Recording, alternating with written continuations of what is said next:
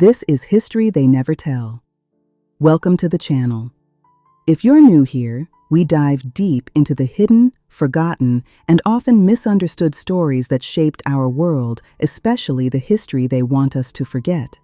Today, we're taking another look at a piece of history that most people think they know, but the real story behind it is vastly different than what you were taught. If you love history, uncovering the truth behind African American history, and learning something new, hit that subscribe button. Share the video to anyone that may be interested in topics like this, and be sure to comment to let me know how you feel about the video. Thank you for being here. Now let's jump right into it. History is often taught as a timeline of dates, treaties, and grand speeches. But true history lives in the details, in the everyday experiences, the systematic controls, and the profound, unyielding endurance of human beings who refused to let their spirits be broken. Today, we are going to talk about a dark chapter of chattel slavery that is rarely discussed in public classrooms. It is a piece of technology engineered purely for psychological dominance, physiological control, and agonizing punishment. The Iron Mask and the Slave Muzzle. Welcome back to the History They Never Tell, the channel where we uncover the buried truths, unvarnished realities, and resilient legacies of Black history that mainstream textbooks often choose to leave out. Before we dive in, if you value deep, honest, and uncompromised history, make sure you hit that subscribe button and ring the notification bell. We need your help to push these stories into the algorithm. Now, let's journey back and uncover the chilling reality behind the Iron Mask. To understand the Iron Mask, we first have to understand the world that produced it. Slavery wasn't simply a collection of individual acts of cruelty. It became an enormous economic system. Human beings were bought, sold, inherited, transported, advertised, and forced to produce wealth. To understand these devices, we have to look at the mechanics of the plantation complex across the Americas, from the American South to the Caribbean and South America. Plantations were run not just through ordinary labor, but through calculated, bureaucratic terror. Enslaved Africans were viewed by white planters purely as property, as economic investments that needed maximum output. When overseers wanted to enforce absolute compliance without leaving marks that would permanently damage a worker's market value, or when they wanted to address specific behaviors, they turned to metal.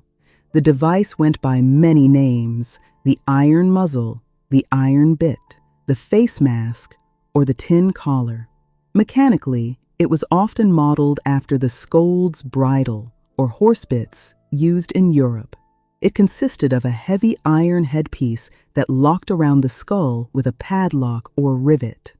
A piece of iron or a solid metal bar, known as the bit, was shoved directly into the victim's mouth, pressing down heavily on the tongue. Imagine not being able to speak a single word. Imagine not being able to swallow your own saliva, let alone drink water under a blistering sun. These masks were constructed specifically to lock the mouth shut, completely stripping away the wearer's voice, their dignity, and their basic biological needs. We don't have to guess about these instruments because eyewitnesses, both victims and abolitionists, left behind chilling, undeniable documentation. One of the most famous accounts comes from Olaudah Equiano, an Igbo man who was kidnapped as a child, survived the Middle Passage, and later bought his freedom, writing one of the most important slave narratives in history. "I had seen a Black woman slave as I came through the house, who was cooking the dinner, and the poor creature was cruelly loaded with various kinds of iron machines. She had one particularly on her head, which locked her mouth so fast that she could scarcely speak and could not eat or drink." Olaudah Equiano. Equiano noted, that he was deeply shocked and astonished at the contrivance. But as he traveled more extensively, he realized these instruments were widespread. Slave owners used them arbitrarily, sometimes for the smallest perceived infractions. Historical records from the British West Indies, Trinidad, and the American South show that slave owners justified these masks under bizarre and paternalistic rationales. For instance, slaveholders claimed the masks were necessary to prevent dirt eating, a medical condition known today as geophagy, often caused by severe malnutrition and mineral deficiencies among enslaved populations. Others used them to punish enslaved women for talking back, singing, or showing any form of cultural expression. The use of iron masks and muzzles wasn't just limited to North America or the British colonies. In Brazil, these instruments carry a deeply complex, painful, and fiercely debated history, particularly centered around the iconic and tragic figure of Escrava Anastácia. In Brazilian folklore and history, Escrava Anastácia is revered as a folk saint. According to tradition, she was an enslaved woman of striking beauty and royal African descent who was forced to wear an iron face mask because she consistently rejected the unwanted advances of her enslavers, or because she used her intelligence and compassion to help others escape.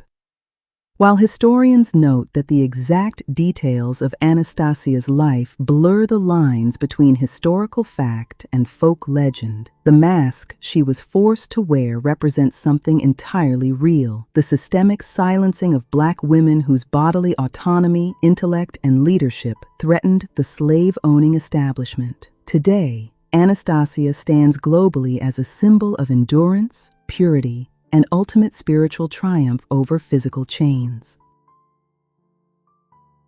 When we look at instruments like the iron mask, we have to look past the physical pain. Physical wounds heal. What these enslavers were waging was a total war on the human psyche. The goal of the iron mask was public humiliation. It was designed to turn a human being into a spectacle of submission. Placed upon a person in public view, it sent a terrifying psychological message to every other enslaved person on the plantation. This is what happens when you assert your humanity. This is what happens when you speak. Yet, despite the muzzles, the chains, the whips, and the masks, enslaved people found ways to communicate. They whispered messages in the fields through coded spirituals, built secret networks, practiced their ancestral religions, and, when the opportunity arose, shattered those chains altogether through monumental rebellions. The iron mask is a dark relic of a brutal past, but refusing to look at it, sanitizing our history, or pretending it never happened does a massive disservice to those who endured it. Remembering these horrors isn't about wallowing in pain. It's about honoring the unimaginable strength of ancestors who walked through the fire and still managed to lay the foundations of our survival. If this video opened your eyes to a piece of history you were never taught in school, do us a massive favor. Hit that like button so the YouTube algorithm knows this history matters. Share this video with a friend, family member, or teacher who needs to hear it.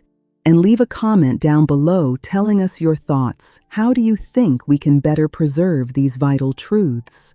Thank you for watching. Thank you for supporting independent Black history content. And as always, never forget where you come from. See you in the next video.